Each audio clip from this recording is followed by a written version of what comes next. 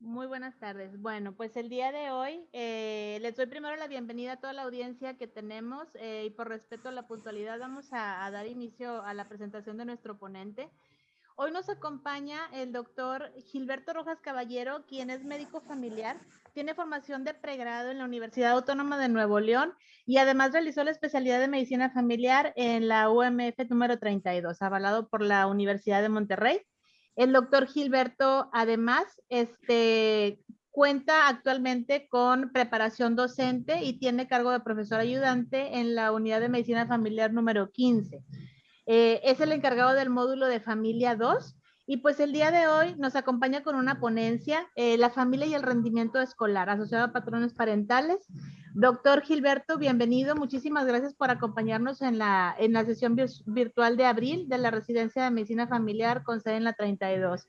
Un placer tenerlo aquí y pues le cedo los micrófonos. Agradezco que la audiencia mantenga el micrófono apagado durante la ponencia y las preguntas ya las irá moderando el ponente. Adelante, doctor. Muchísimas gracias, doctora. Muchas gracias por la oportunidad. Muchas gracias a la doctora Gemma, al doctor Manuel. Muy buenas tardes a todos. Muy buenas tardes, doctoras, doctores, residentes, compañeros del área de la salud. Para mí, pues, es un gusto, un privilegio y un honor poder estar aquí compartiendo este tiempo con ustedes y hablando, pues, de este tema que, pues, a mi gusto, a mi manera de manejar la consulta. Este es uno de los temas que a mí me gusta mucho porque se puede sacar mucha información, no solamente para poder conocer el desarrollo social que tienen los niños, sino que también nos deja mucho que ver sobre la dinámica que está sucediendo en la casa, ¿no?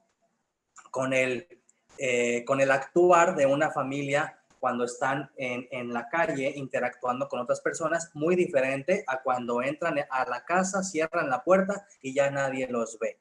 Entonces, este tipo de temas a mí me gusta mucho porque a raíz de cómo veamos la actitud, la manera de ser, la conducta que tienen los niños frente a la interacción que tienen con la sociedad, es como nos damos cuenta de cómo se están dando las comunicaciones, las interacciones y con ello pues el equilibrio y la dinámica que sucede en la familia, ¿verdad? Entonces, vamos a iniciar entonces con la clase.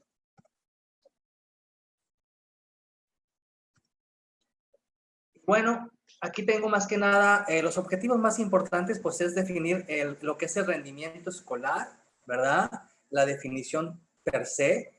Y pues mi idea es más que nada que quede clara una cosa, y sí me gustaría que eso en esta clase o en esta ponencia, dejar esto como información nueva, o si ya la tenían, pues corroborarla.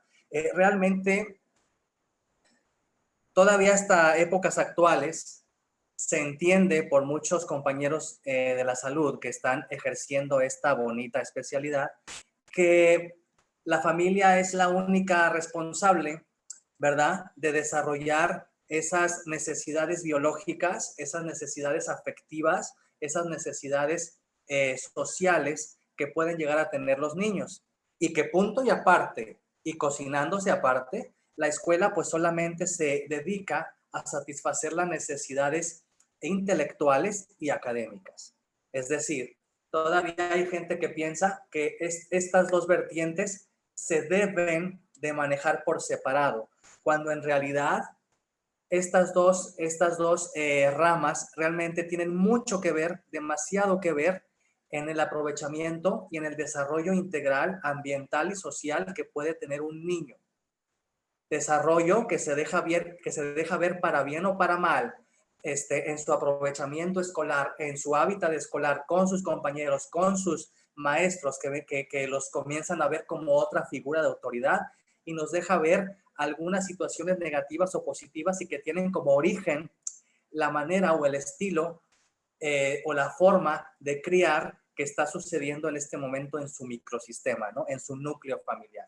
Entonces, me gustaría realmente dar una pequeña introducción sobre lo que es el rendimiento escolar y obviamente pues conocer los 4 tipos de estilos de crianza o parentales con los que vamos a pues toparnos al día a día en la consulta, ¿no? Y bueno, a grosso modo, pues el rendimiento escolar es simplemente el resultado que va a tener el niño en cuanto a la enseñanza que recibe en la escuela, enseñanza que dependiendo cómo se maneje el plan académico, si se va a manejar por trimestre, por semestre, por año, por semestre, toda la enseñanza pues la vamos a transformar en aprendizaje por medio de instrumentos de evaluación que van a ser calificados y que nos van a dar un aprendizaje total, un resultado, ¿verdad? No solamente es un resultado global, ahí entra el trabajo que hace el docente y lo aprendido, lo que digirió y lo que pudo poner en práctica el alumno, ¿verdad? Pero pues, a final de cuentas, como les decíamos, el aprendizaje de los niños se va a estar valorando mediante dos vertientes, mediante una variable escolar, que es lo que estábamos hablando ahorita, que es simplemente de enseñarle al niño las situaciones de conocimiento, cultura general, aprovechamiento académico, y por otro lado, lo que es la variable familiar, que a final de cuentas es la primera sociedad, es el primer grupo social con el que se expone el niño. Por eso para mí es muy importante, porque no podemos separar estas dos vertientes, no podemos decir que un niño tiene un trastorno de conducta o un trastorno de ansiedad porque a lo mejor le están haciendo bullying en la escuela o es muy agresivo porque de un tiempo para acá, de unos días para acá, empezó a tener roces con alguna persona y en vez de manejarlo de manera adecuada, pues se comporta agresivo, puede llegar a ser hasta violento. Y nada más vemos lo que es la cuestión social externa. No nos damos cuenta, no queremos ver a veces o no sabemos que el niño, antes de interactuar con el macrosistema, con la sociedad, la primera sociedad con la que vive y con la que interacciona es con la familia. Entonces, el aprendizaje para llegar a tener un éxito escolar, el niño tiene que tener realmente tres pilares importantes. Uno de ellos es la actitud de los padres, la actitud que van a tener los papás frente al aprovechamiento y el aprendizaje que vaya a tener el niño. Los recursos que va a tener este niño para lograr ese adecuado aprendizaje y obviamente el estilo de crianza que se está dando en esa familia para poder lograr que se cumplan esos tres pilares y poder tener por medio del aprendizaje un exitoso rendimiento escolar. Entonces, bueno, ¿a qué me refiero yo con actitud de los padres frente al aprendizaje? Una manera de poder entender y poder descubrir que no se está viendo a la escuela y a la familia como una amalgama, sino como por cosas diferentes, es la manera en cómo nosotros nos damos cuenta al momento en que le preguntamos a los papás, bueno, ¿y usted cómo lo ha visto en la escuela? ¿Se le quedan las clases? ¿Es feliz en la escuela? ¿Aprende bien la lectura? ¿Cuál es su materia favorita? ¿Cuál es su materia que más le cae gordo? Ni siquiera saben o se ven entre los ojos mamá y papá, y pues la mamá a final de cuentas es una cultura que todavía arraigada y la mamá pues es la que se tiene que, la responsabilidad de saber en qué grado está el niño, qué materias lleva. Claro que no, ¿verdad? La seguridad que tiene el niño, el éxito escolar de ese niño va a depender mucho de lo que vea en su casa, de que realmente sus papás le ponen atención y para ellos le es importante cómo le está yendo a la escuela o qué es lo que me gusta hacer en la escuela. Acordémonos una cosa, acordémonos que los niños son esponjitas. Los niños son seres primitivos que con el paso del tiempo van aprendiendo modelos de comportamiento, ¿sí? El niño hace lo que ve y lo primero que ve es lo que aprende en la familia. Entonces, si él ve que los papás realmente ni siquiera le preguntan cómo le fue o ni siquiera se dieron por enterado que el niño reprobó una materia o que no sabe sumar o que no sabe restar o que se le hizo una sorpresa que la maestra le dijera que batalla mucho para decir la R o la R o la S, pues eso significa realmente que los papás no están realmente al 100% interesados, que les importe. El niño no está sintiendo eso, no está sintiendo que realmente haya una compenetración, una importancia, y por lo tanto, si los papás no les dan esa importancia a lo que aprende el niño, pues obviamente el niño dice, pues bueno, si no es importante para ellos y ellos son los que hoy por hoy son mis papás y son los que mandan, pues si para ellos no son importantes la escuela, pues para mí tampoco, ¿verdad? A eso me refiero yo con modelos de comportamiento, que el niño hace lo que ve. Entonces, el involucro y el interés de la familia van a ser a partir de ahí. Eso es la clave, porque el niño va a percibir ese interés a través de los papás al momento de llegar el niño a la escuela y decir, ¿cómo te fue? ¿Cómo te fue en el examen? ¿Sí aprendiste? Ah, ¿cómo que te fue mal en las sumas? Ah, no te preocupes, vamos entonces, hoy nos vamos a sentar, yo me voy a comprar mi libreta, y vamos a sentarnos y vamos a hacer sumas y te voy a enseñar cómo hacer las cosas más sencillas, ¿verdad? Entonces, eso también al niño le provoca una automotivación a decir, ok, sí, me fue mal, pero papá está creyendo en mí, papá me está dando la oportunidad de que pueda mejorar y pueda aprender. Y esa es otra manera de enseñarle al niño el aprovechamiento y el interés en cuanto a las clases y a la escuela, ¿verdad? La actitud frente a los padres. Ah, mira, este tema me encanta porque, ok. Aquí es importante las expectativas. Esa es una palabra no solamente que se tiene que tener en cuenta desde niño, ¿no? Expectativa se puede tomar en cualquier lado. Cuando tú vas a tener un nuevo trabajo, tú tienes expectativas de decir, yo tengo la intención de crecer, de desarrollarme en esta área, de desarrollarme en este campo, de que me vean los jefes, de que vean que realmente estoy haciendo bien mi trabajo y si en algún momento los jefes me dan la oportunidad de poder desarrollarme en otra área, pues bendito sea, ¿no? Entonces, ¿cómo lo traspolamos en el rendimiento académico? Los papás tienen que estar conscientes de que no existen los niños tontos, no existen los niños ignorantes. Ay, doctor, es que espérenme porque pues mi hijo es muy lento. Entonces, como que hay que repetirle las cosas 2 o 3 veces porque no lo entiende. Entonces, no es lento. Lo que pasa, todos los niños pueden llegar al 100%. La situación es que cada uno de ellos llega al 100 a su manera. Hay una teoría que me gusta mucho, es la teoría de Howard Gardner. Él establece la teoría de las inteligencias múltiples. Howard dice que hay varias inteligencias múltiples. Está la lingüística o verbal, la visual, auditiva, espacio-temporal, kinésica, tecnológica, etc. ¿A qué voy con esto?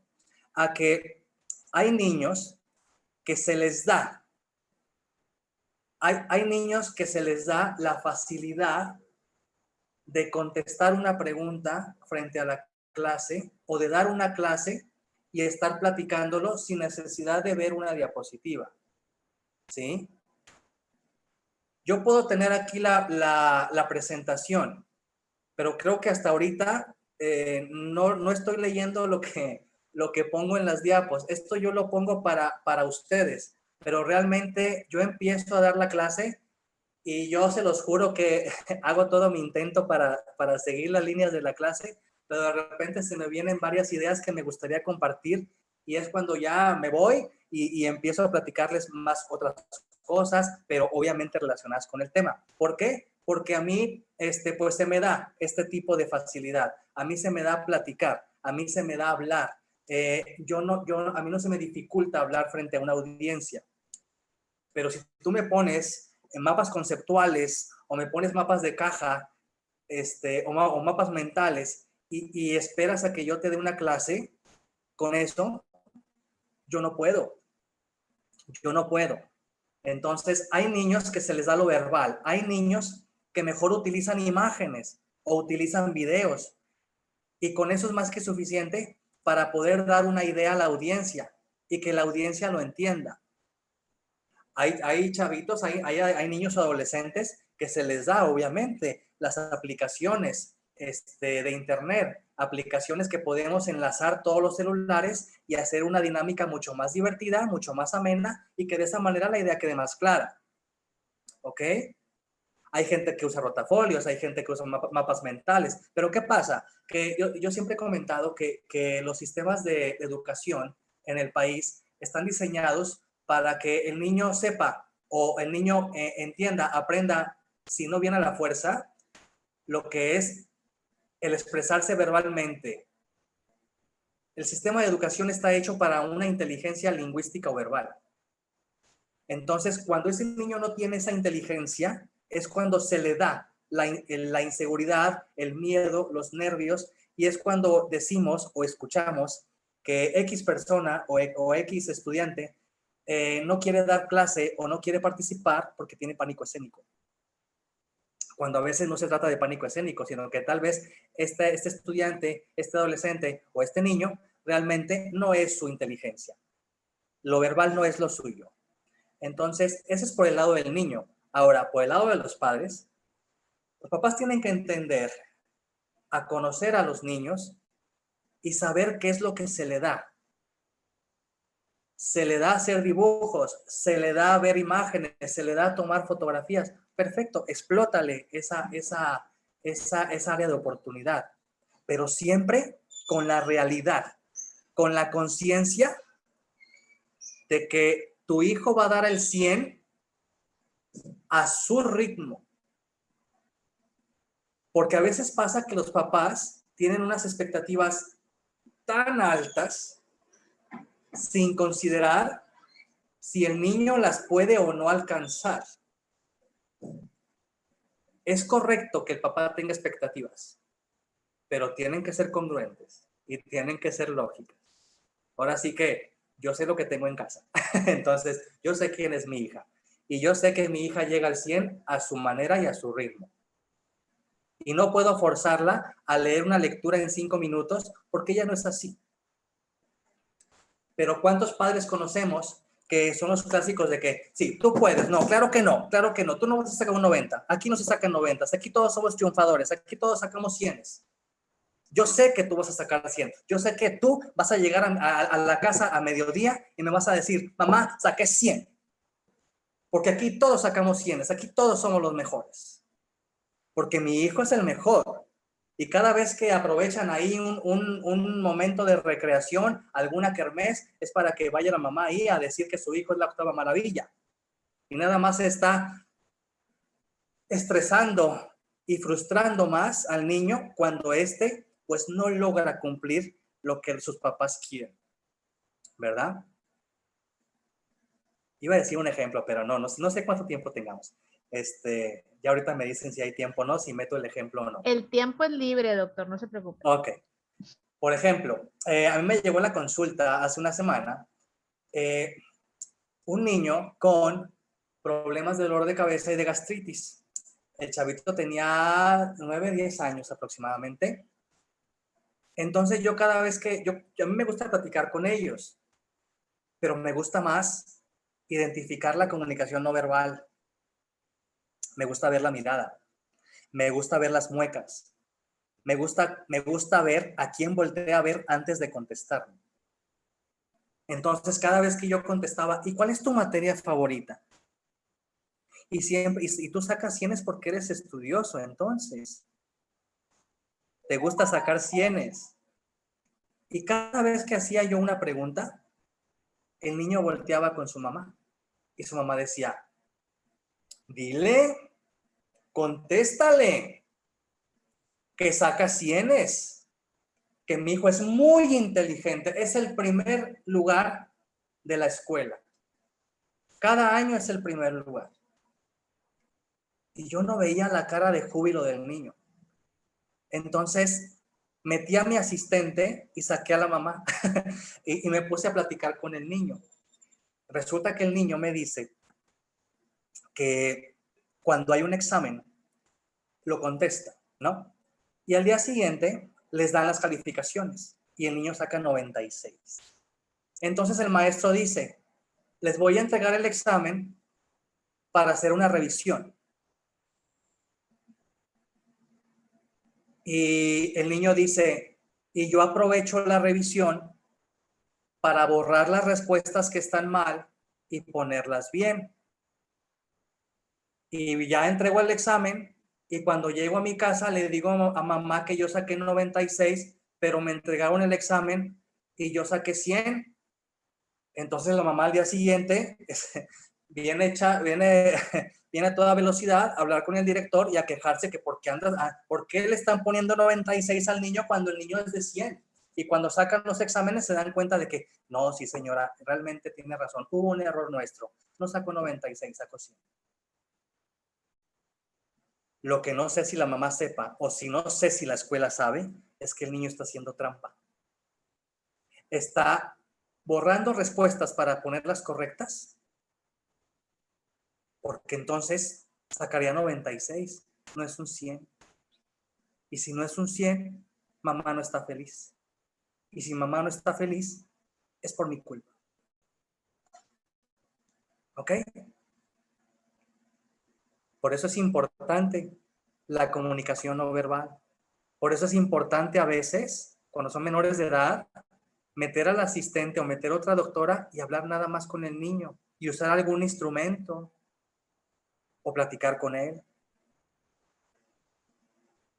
Y van a saber ustedes la cantidad de información y las cosas que uno se entera y uno escucha y uno vive en esta consulta santa de día a día.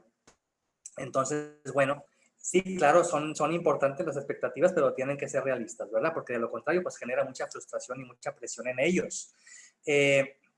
¿Por qué? Porque cuando la familia realmente logra ver las habilidades que tienen los niños, las explotan para bien, las desarrollan, las convierten en fortalezas. Y eso hace que el niño, le siembran al niño un mayor interés por seguir aprendiendo y por querer saber. Y eso lo motiva. ¿Ok? Hay que saber usar la expectativa. Hay una generación de señoras embarazadas, que son la generación de, no sé si las han escuchado, la generación de las madres Rainbow.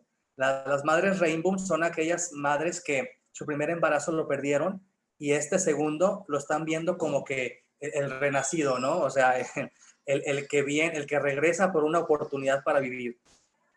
O sea, que es una expectativa tan, pobrecito criatura, todavía ni nace, todavía ni sabemos qué personalidad tiene, qué carácter tiene, qué temperamento tiene, qué personalidad tiene, qué inteligencia múltiple tiene, todavía ni nace. Y no sabe la carga tan grande, las expectativas tan altas que va a tener que conseguir. Recursos para un buen aprendizaje y un clima familiar. Fíjate que ahorita esto está muy en boga desde hace un año, porque pues con esto de la contingencia, pues las clases ya son online. Entonces, el niño pues aprovechaba bien su rendimiento académico mientras estaba en el aula. ¿Por qué? Porque el aula tenía los insumos, tenía el escritorio, tenía el área para aprovechamiento. Pero ahora, con la contingencia, pues seamos realistas, estamos viviendo en un país tercermundista y no todos tienen laptop o no todos tienen internet o ni siquiera tienen casa propia porque están rentando o viven todos, son familias extensas, hacinadas, en donde no hay ni siquiera un espacio, ni siquiera hay mesa para comer, pues mucho menos tengo un espacio propio para poder estudiar, para poder concentrarme, para poder realmente poner atención y poder seguir ganando aprovechamiento escolar.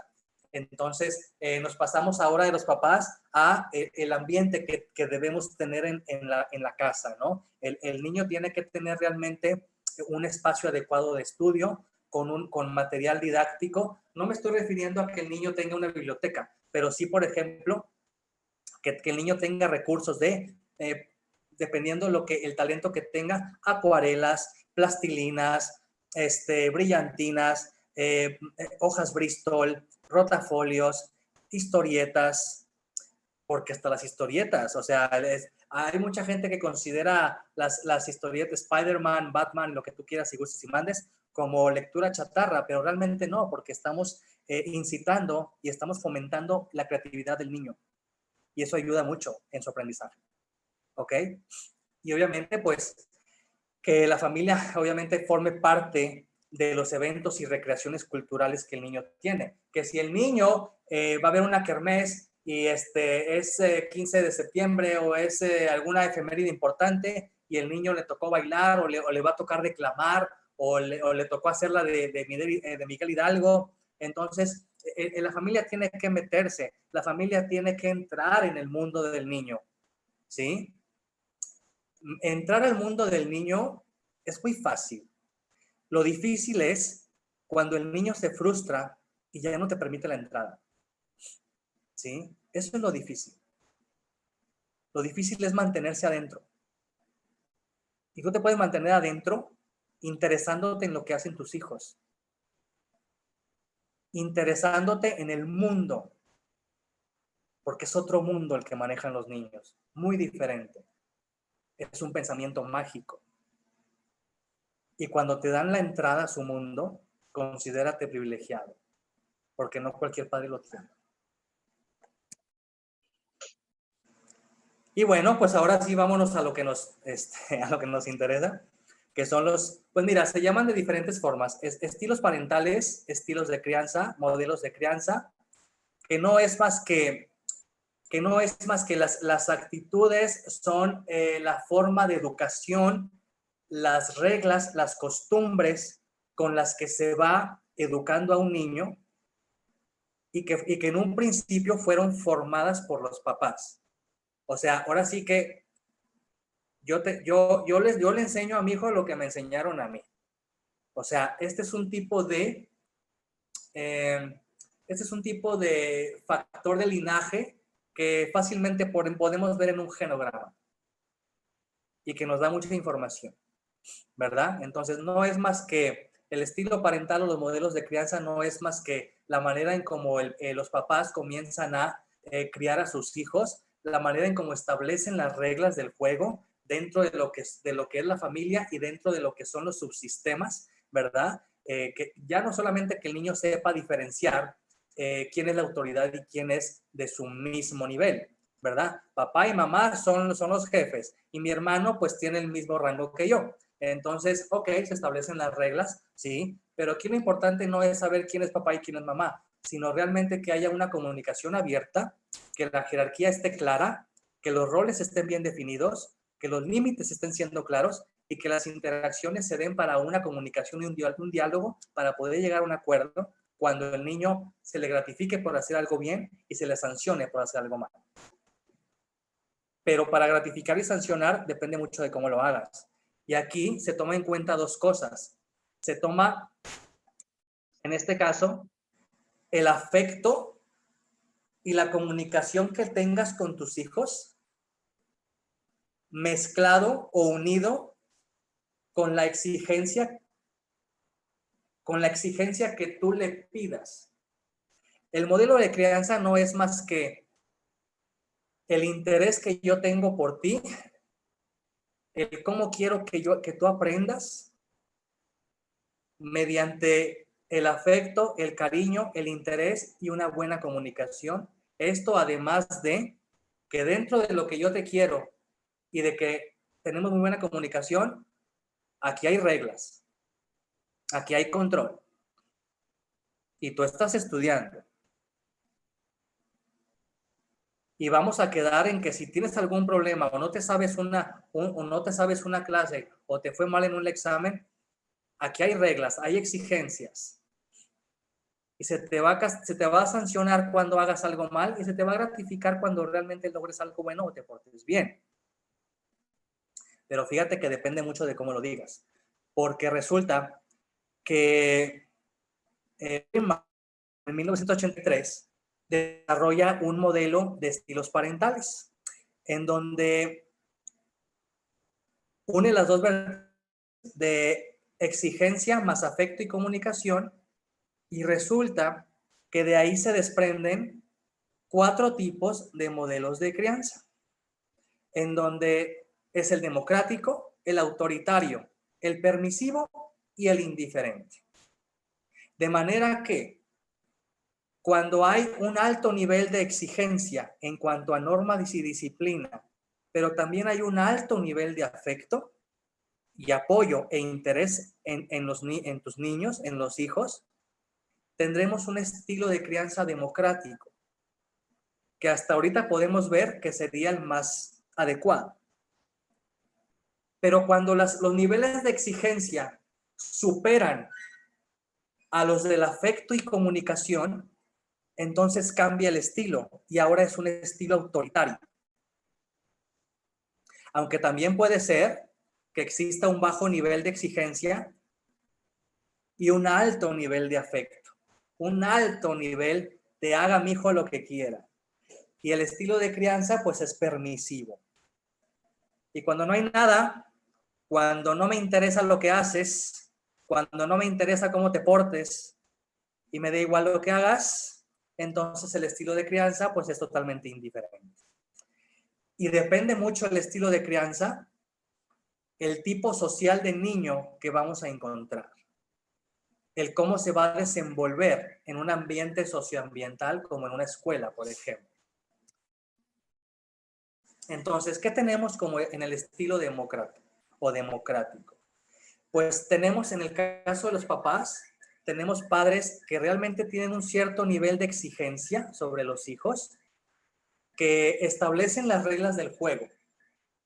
O sea, esto se habló desde un principio.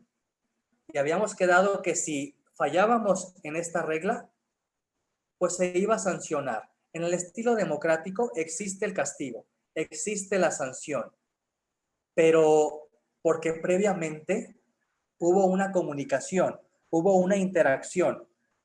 Es yo explicarte las reglas del juego y tú me retroalimentas y me dices qué opinas. Me interesa lo que opines. Vamos a debatir, a platicar hasta llegar a un acuerdo. Y ya que los dos estemos de acuerdo en cuándo va a ser gratificación y cuándo va a ser sanción, si los dos estamos de acuerdo, después no quiero quejas y no quiero que me digas que no, porque ya lo platicamos. ¿Verdad? Aquí existe la individualidad y la independencia de los hijos, porque se promueve la comunicación, se promueve el diálogo. Cuando eso lo comienzas a desarrollar en los niños, tú vas a obtener un niño con un aprovechamiento escolar en donde el niño realmente tiene una autoestima muy alta, porque en la familia le preguntan qué opina, o sea, él se siente parte de la familia, él se siente uno más del núcleo, se siente parte de la pandilla y eso le da confianza en sí mismo y lo ayuda a tener la seguridad suficiente para alcanzar sus objetivos. Y si no los logra, sabe que papá y mamá están ahí para ayudarlo. Y eso le va a ayudar a no rendirse con facilidad. Socialmente son muy competentes, son muy empáticos, tienen facilidad de palabra, tienen una inteligencia emocional para analizar las cosas y no engancharse, no caer directamente en las bravuconerías o responder de manera inadecuada, abrupta o violenta, porque saben controlar sus emociones. ¿Sí? Muy bien. Me gustaría explicar nada más un poquito. Insisto, en el módulo que yo doy, yo siempre les comento a los residentes, siempre lo difícil no es la comunicación verbal. Lo difícil es crear colmillo para poder ver la comunicación no verbal, lo que nadie ve. ¿Sí?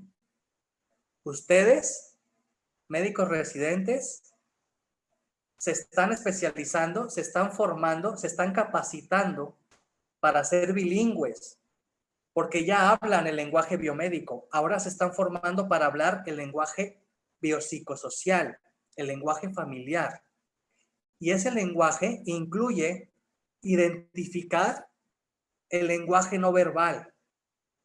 No hay necesidad si el paciente no te quiere contestar y se pone renuente. No hace falta, porque tú eres médico familiar y tú sabes leer los gestos, los ademanes, la forma en cómo se mueven.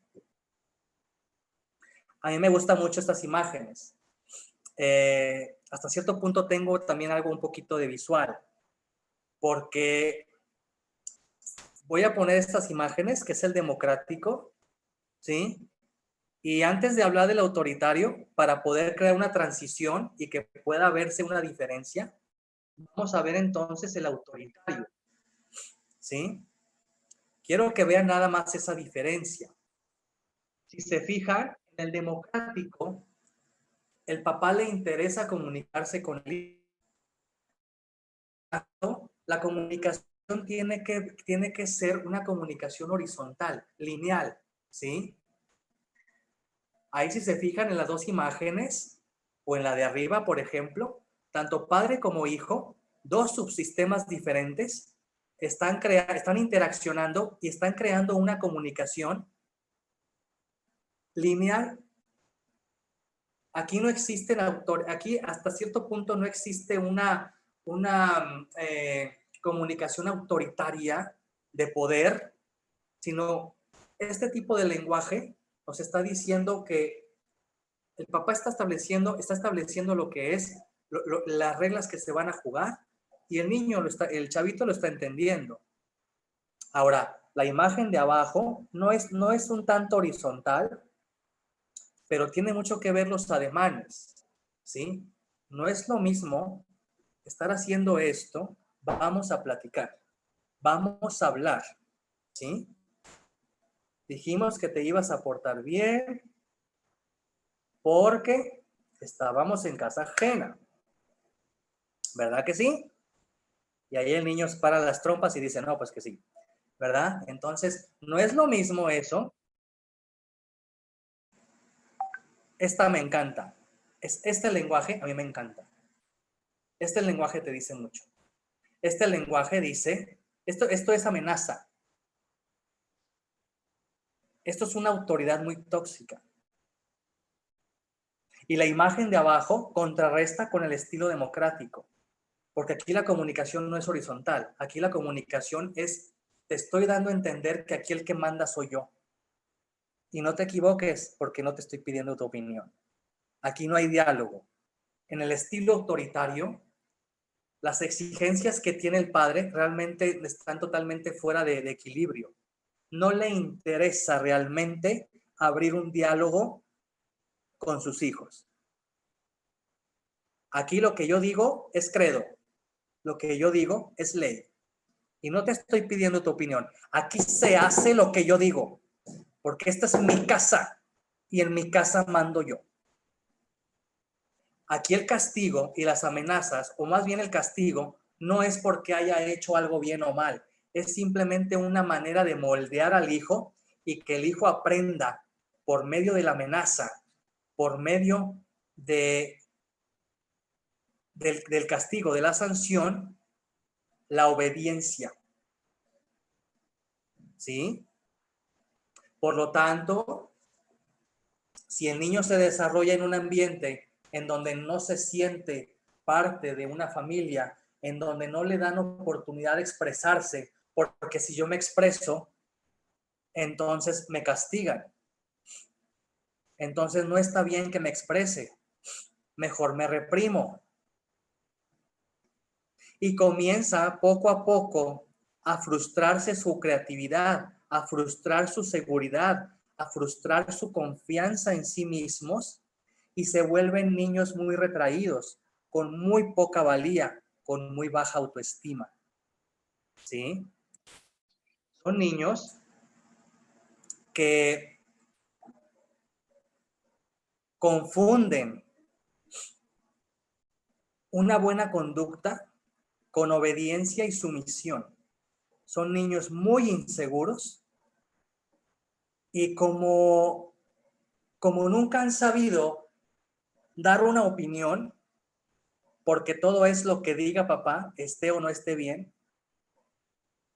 entonces cuando ese niño sale del núcleo para empezar a interaccionar con otra nueva sociedad como lo es una primaria, y se topa con otros niños que tienen un estilo de crianza totalmente diferente al de él, entonces ese niño no sabe cómo reaccionar, no sabe cómo contestar,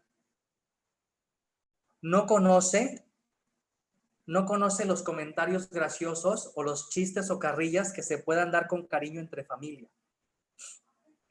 Y el niño, dentro de su inseguridad y de su sumisión, se puede mostrar agresivo, puede ser vulnerable y te reacciona de manera inadecuada. ¿Ok?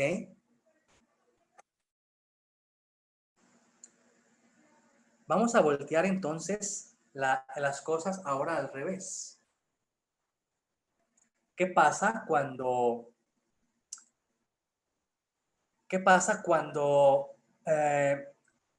no hay exigencias? ¿Qué pasa cuando no hay exigencias? ¿Qué pasa cuando ya tenemos un núcleo familiar y nadie se toma la molestia de establecer reglas?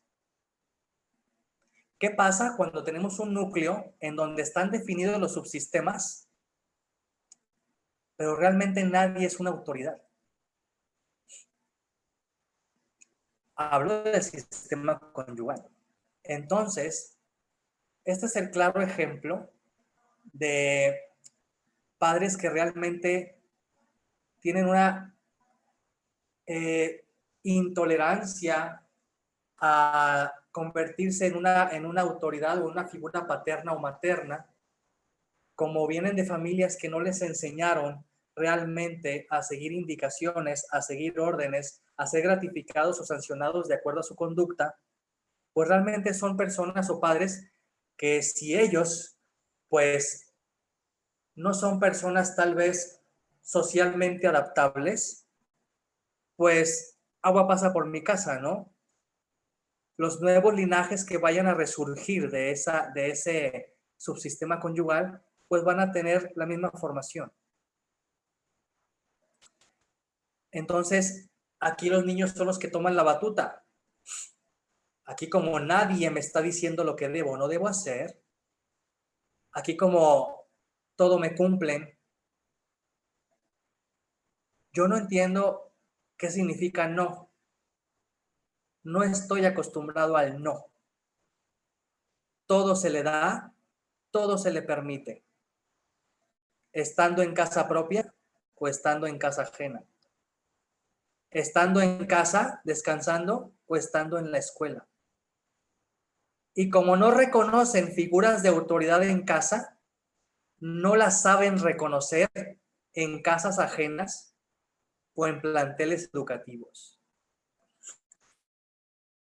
Sí, claro, son niños realmente muy divertidos, muy alegres, muy coquetos, muy, ay, qué bonito, mira lo que está haciendo. Pero al final de cuentas, como estos niños tan extrovertidos, tan expresivos, son niños que no están acostumbrados a que se les dicte reglas, a que se les norme, a que se les enseñe hasta qué límite puedo y no puedo, no controlan impulsos y se comportan de una manera no adecuada fuera y dentro del núcleo familiar. Es el clásico síndrome del emperador, ¿sí? O sea, es un niño que ustedes lo han visto en la consulta, supongo yo. Ese es el niño que anda agarrando el esteto y te anda moviendo el celular y anda abriendo y cerrando la llave del agua, abriendo y cerrando, y anda sacando todas las sanitas de ahí, del apósito, y anda agarrando el teclado, y el niño y la mamá de que, ay, deja ahí, mijo. Ay, doctor, pues es que mi bebé. El clásico de que deja eso porque si no el doctor te va a poner una inyección. Yo no soy su papá. La autoridad eres tú. Sí, yo sé. No, pues yo vengo por el medicamento, mamá. O sea, son personas que aparte no te van a aceptar una opinión diferente a la que ellos tienen, porque están acostumbrados a eso. Son personas que cuando tú quieres trabajarlos, cuando tú quieres intervenirlos, te cortan la comunicación, te sacan el tema, te meten otro, cualquier cosa con tal de que no te metas con lo que ellos consideran que es normal. Entonces, como no saben diferenciar figuras de autoridad, pues son niños bastante egoístas, ¿sí? En donde se va a hacer lo que ellos digan. En la escuela se va a hacer lo que él diga. No es hora de leer la clase, no es hora de hacer la tarea, yo quiero jugar. Y comienzan a hacer berrinches, se tiran al piso y la maestra no puede con él. ¿Por qué? Porque no está acostumbrado a que le digan que no. En casa no hace berrinche, porque en casa todo le permite. Y el estilo negligente es totalmente un desapego total, afectivo, social, de salud, de vínculo, de comunicación, de expectativas. Son padres que realmente no hay un trasfondo ahí, o sea, son padres que o bien vienen de una familia realmente que tiene una dinámica caótica, o son familias que tuvieron que serlo porque se tuvieron que casar. No sé, hay varias teorías, pueden haber varias razones. Es lo bonito de la medicina familiar, porque no es como otras disciplinas, ¿no? En donde el RCP maneja un algoritmo y ese algoritmo, sea mujer, sea hombre, sea gordo, sea flaco, sea alto, sea chaparro, sea negro, sea chino, sea latino, sea güero, el algoritmo es igual. Aquí en familia no. Aquí en familia, la razón por la que se da un estilo de crianza determinado no sigue un algoritmo estandarizado. Es diferente, porque las familias son sistemas abiertos y cambiantes. Y eso hace que el diagnóstico y el tratamiento que tú le des a a dos familias con un mismo diagnóstico sea diferente el tratamiento.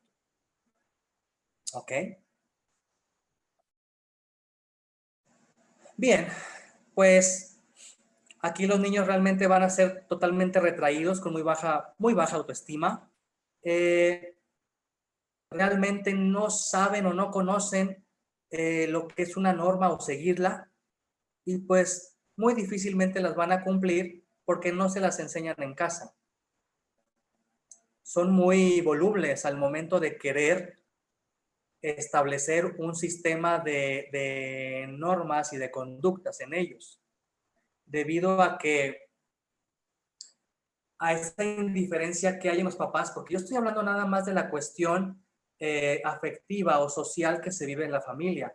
También hay que ver que si los papás son hasta cierto punto, sí, que si son totalmente desentendidos de los hijos, también hay que indagar que no haya un problema médico, orgánico, drogas, tabaco, alcohol, violencia familiar, etcétera, etcétera. ¿Sí? Son niños realmente que tienen unos conflictos sociales, tienen unos conflictos de conducta, tienen unos conflictos de autoestima muy graves, muy importantes. Son niños que se tienen que trabajar por medio de un modelo o tratamiento multidisciplinario. No solamente hay que trabajar uno como familiar, se trabaja la familia, se trabaja el médico familiar, hay que trabajar con la psicóloga, hay que trabajar con la trabajadora social. A veces hay que enlazar una red de apoyo y trabajar con las maestras a la escuela donde va el niño, ¿sí? Son realmente niños que vienen de familias que por lo regular el pronóstico es muy difícil. Es muy difícil. Son familias que por lo regular no tienen un pronóstico favorable. Ahí hay que realmente echar mano del terapista familiar, ¿sí? De saber encontrar dónde está la situación, dónde está el eje, en dónde estuvo el problema. Y si estamos hablando de modelos parentales es porque el problema empezó desde el origen, ¿verdad? Entonces, bueno, me interesaba que quedara como conclusión que la escuela y la familia no se puede ver como mundos diferentes, tiene que ser un binomio, un amalgamiento que le va a ayudar al niño a tener un aprovechamiento social, ambiental, afectivo, intelectual. Y que a pesar de que el rendimiento académico ha sido abordado de diferentes formas, no hay que olvidarnos que el aprovechamiento intelectual va de la mano con el interés, con las expectativas, con la comunicación, con el afecto, con el apoyo, con la interacción que haya en la familia. Si tenemos una familia que responde, que comunica, si tenemos una familia que hace que el niño se sienta parte de y se le toma en cuenta, a pesar del niño, me están dando mi lugar.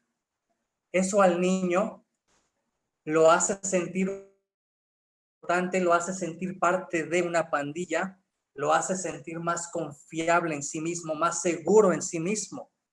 Y eso va a ayudar mucho en su rendimiento, en sus calificaciones, ¿verdad?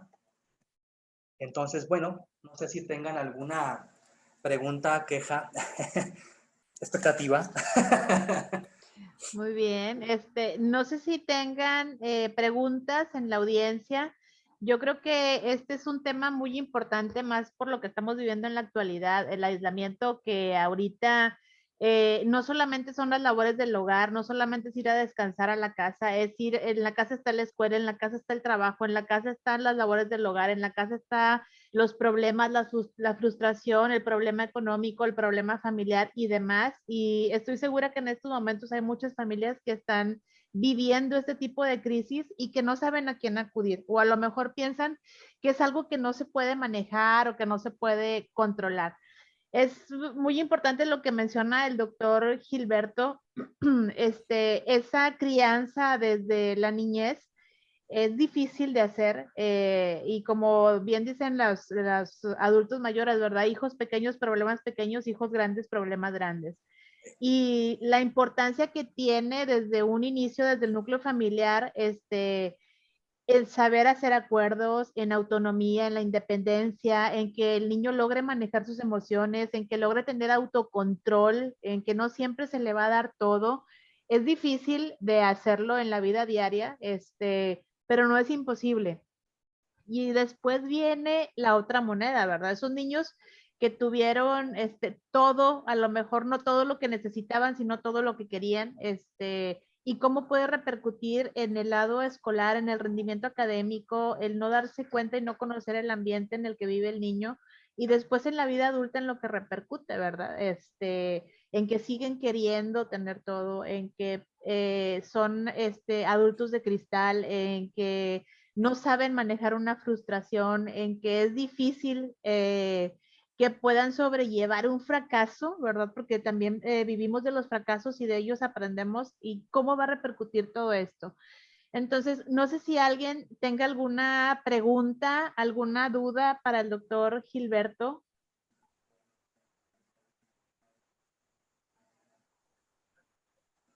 ¿Alguna observación de esto? Daniela González. En el chat nos ponen, ¿pudieran coexistir dos modelos parentales en una misma familia? Ok, okay. Aun cuando el modelo de Ringmar está bien definido, a final de cuentas, hoy por hoy, va a ser muy difícil encontrar una familia que tenga establecido al 100% un estilo de crianza. Porque al momento de abordar este tipo de problemas, tenemos que entender que para abordarlo tenemos que empezar desde un principio, desde lo que nos enseñan en el R1, ¿sí? Que es dinámica, ¿ok? La dinámica se estudia mediante los tres pilares: la estructura, la tipología de la familia. ¿Por qué la tipología? Porque ahí es donde puede existir que se puedan meter dos modelos parentales. ¿Bajo qué rubro?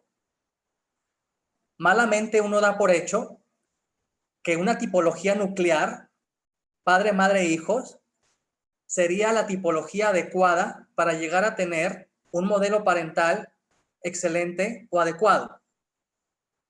Pero también hay que entender una cosa. Dentro de la tipología está el segundo pilar, que es el ciclo vital. Y tenemos que entender hay que saber si los papás desde un principio, desde antes del matrimonio, o sí, en el noviazgo o en el matrimonio, platicaron y dije, una cosa es ceder el poder de uno de ellos para que uno sea el líder o proveedor y el otro sea el apoyo. Eso es muy diferente a que uno tenga autoridad y el otro no. ¿Sí? Entonces, ¿qué pasa con algunas familias nucleares? Que mientras la mamá establece las reglas, puede que el papá las desautorice. Y ahí es donde se van creando coaliciones en contra de la mamá y alianzas a favor del papá, porque la mamá es la mala, porque la mamá es la que castiga y papá es el bueno. Papá es el que me deja ver la tele cuando mamá no me deja. Y ahí tiene mucho que ver que el sistema conyugal esté definido tal vez por dos personas que muy probablemente tengan modelos parentales diferentes. Puede ser que no exista una cordial dinámica familiar basada en dos modelos parentales, porque sería una lucha de poder.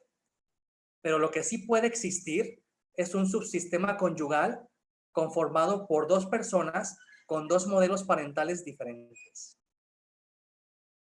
La otra moneda es la familia extensa.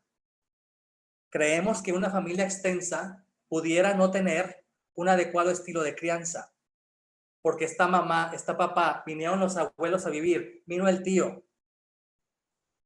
Y sí hay familias extensas en donde los abuelos van con la intención de ser una figura de autoridad más, sin respetar las autoridades originales que son mamá y papá. Y si todavía encima metemos al tío que viene a vivir a la casa y también el tío quiere ser una figura más, ahí lo que van a ocasionar es que los niños se confundan porque están viendo más de una figura de autoridad y no van a saber a quién hacerle caso.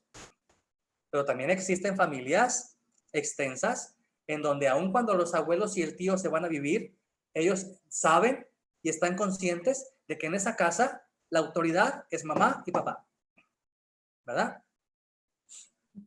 Hay otra pregunta en el chat. La doctora Jessica Hernández pregunta sobre cuál fue el pronóstico del caso clínico que mencionó, el ejemplo del niño, en la consulta. ¿Cuál fue la evolución? ¿Te pudo ayudar De o las no? calificaciones. Ok. Le hice un círculo familiar. Resulta que él se pone como un circulito muy pequeño y a la mamá la pone como un círculo muy grande y lejos de él. De hecho, en ese círculo, él está solo. Él no tiene a nadie. Él tiene dos hermanos más, papá y mamá, pero todos ellos están juntos y separados de él. Ahí se habla de un estilo de crianza en donde todos están de acuerdo en el modelo y la conducta que se está llevando. Pero como él socialmente es el nuevo y se está enfrentando por primera vez a una sociedad normal como es la escuela, y se da cuenta que la manera en cómo se está llevando socialmente las cosas en la familia no es lo mismo que en la escuela, es cuando entonces tiende a hacer lo que hace, tiende a mentir, a aprovechar la situación de los exámenes para la revisión y cambiar respuestas. Se le hizo un círculo familiar, se le habló a la mamá primero y a una segunda visita a los papás. ¿Por qué a la mamá? Porque la mamá es la única que tiene el círculo más grande. A pesar de que papá y hermanos están juntitos, la mamá es la más grande. Lo cual significa que muy probablemente la mamá tenga mucho que ver en la forma de conducta del niño. Y cuando yo comienzo a platicar con la mamá inmediatamente me cierra toda comunicación. No permite que yo entre. Tuve que meter al papá. En un principio pensé que era una mala idea, pero no. Porque resulta que el papá viene de un estilo de crianza diferente al de la mamá.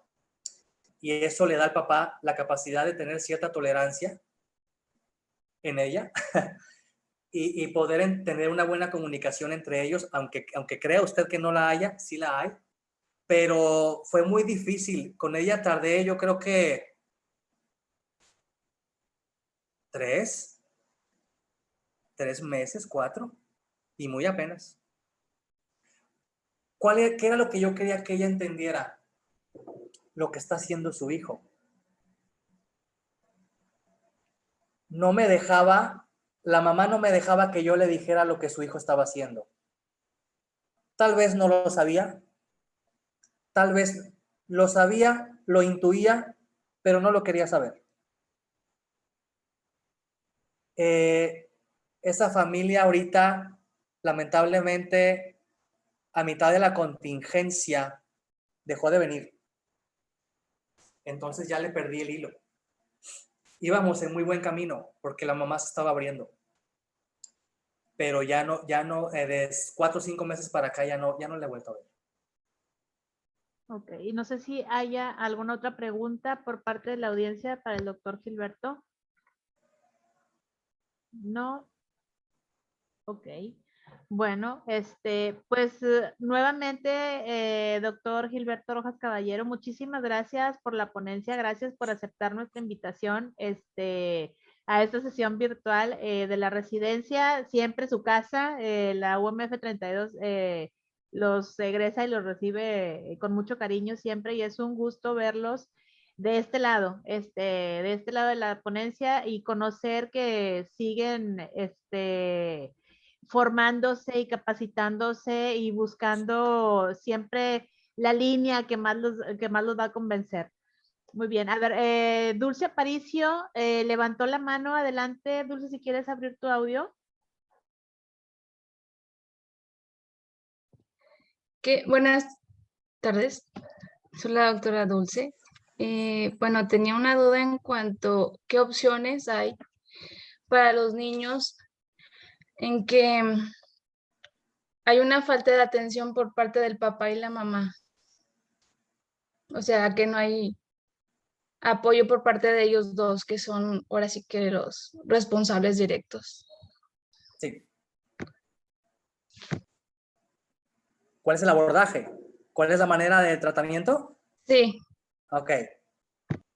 En ellos primero se tiene que conocer la historia clínica familiar. Así como hay una historia clínica biomédica, alergias, cirugías, fracturas, transfusiones, diabetes, hipertensión, La historia clínica familiar es conocer los 3 pilares primero. ¿Qué tipología es? ¿Qué ciclo vital en este momento está la familia? Y si las funciones básicas de la familia se están cumpliendo o no. Ya una vez que tengamos esos pilares, hay que tener un genograma, porque el genograma nos da mucha información. Nos da información sobre coaliciones, alianzas, interacciones, dominancias, conflictos, etc. ¿Para qué? Para poder entender que el paciente que viene a consultar puede ser que sea un paciente pista preliminar, pero puede que el que está consultando no sea el caso pista definitivo, no sea el que realmente está padeciendo en esa familia. Entonces, primero hay que partir por lo básico y después, conociendo lo que son las funciones de esa familia, lo que es la forma de interaccionar, la forma en cómo ellos reaccionan ante una crisis. Ante una crisis no solamente es la muerte de alguien, una crisis no solamente es una enfermedad, una crisis es que me saquen de mi familia para meterme a un kinder, a otra sociedad, que me saquen del kinder para meterme a la escuela, otra sociedad. Una crisis es un examen que no pasé. Una crisis es una suma, una división o raíz cuadrada que no me aprendí y que no sé. Entonces, cuando nosotros conocemos no solamente esos 3 pilares, sino conocemos los roles que tiene cada uno de los miembros de la familia, aunados al ciclo vital y a la crisis que se está suscitando, es conforme nosotros vamos viendo qué tipo de instrumento nos puede utilizar para saber si ese estilo parental me está lesionando la funcionalidad familiar o me está lesionando la capacidad de esa familia de poder salir, de poder adaptarse, de tener una adecuada cohesión y salir adelante de un problema. Y ya que tengamos los instrumentos, entonces tendremos un diagnóstico familiar. Un trastorno de ansiedad asociado a un síndrome de Munchausen.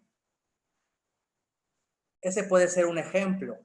Una madre que está presionando al hijo a sacar 100s, porque si saca 100s, le dan beca completa. ¿Sí? El diagnosticar una familia es algo difícil porque no imposible. Me refiero a difícil a que no es un diagnóstico que saques de una consulta a otra. Un diagnóstico familiar te lleva meses porque tienes que conocer a toda la familia y tienes que saber cómo funciona la familia. Porque déjeme le digo una cosa, Una cosa es la forma en cómo interaccionan aquí en la consulta todos en bola y otra muy diferente, cómo interaccionan cuando cierran la puerta y nadie los ve. ¿Sí? Entonces, para poder abordar un caso como estos, tenemos que conocer el tipo de familia, el ciclo vital, las funciones familiares, qué tipo de crisis es, si la familia tiene o no las áreas de oportunidad y fortalezas, si tiene la comunicación o no adecuada para poder juntarse, para poder sacar ellos solitos una crisis o un problema. Y en base a eso, saber cómo vamos a trabajar con ellos, qué área vamos a trabajar, el área de la comunicación, el área de la adaptabilidad, el área de los roles, el área de la responsabilidad, el área afectiva, el área social. ¿Sí? Diagnosticar una familia es muy difícil. Entonces, ahorita no sé si qué grado sea la doctora, pero realmente ahorita no sé si están ahorita en mezcla R1, R2, R3, pero abordarlo sí es un tema muy difícil porque los niños, acuérdense que son muy literales. Los niños no saben mentir. Los niños no saben dar una respuesta cubierta. Son esponjitas. Y el problema es que mientras el niño no sea el líder de la familia, el chiste aquí es trabajar a los papás para modificar la forma de trabajar, para modificar el estilo o el tipo de crianza y que el resultado fluya positivamente en el comportamiento del niño. Muchas gracias, doctor. No sé si alguien más Gracias. tenga alguna otra pregunta. No, pues felicidades, excelente ponencia, muy útil, muy interesante. Muchas felicidades, doctor. Gracias, doctor. Excelentes comentarios y pues bueno, yo creo que si ya no tenemos ninguna pregunta, damos por terminada la sesión. Como quiera se va a quedar grabada en la página de Facebook. Y cualquier otra duda, pues obviamente se puede contactar al doctor Gilberto Rojas Caballero. Muchas gracias, doctor, nuevamente por su participación y pues siempre bienvenido a la 32, ya lo sabe. ¿Ok? Al contrario, muchas gracias a ustedes. Espero haber pues que les haya servido la ponencia, que les haya gustado, que haya sido algo que les haya servido para su formación. Y pues obviamente estoy totalmente abierto a nuevas invitaciones siempre y cuando pues usted esté de acuerdo y guste. Claro que pues sí. yo soy materia disponible. Muy bien, excelente. Y pues bueno, muchas gracias a todos y muy buenas noches. Gracias.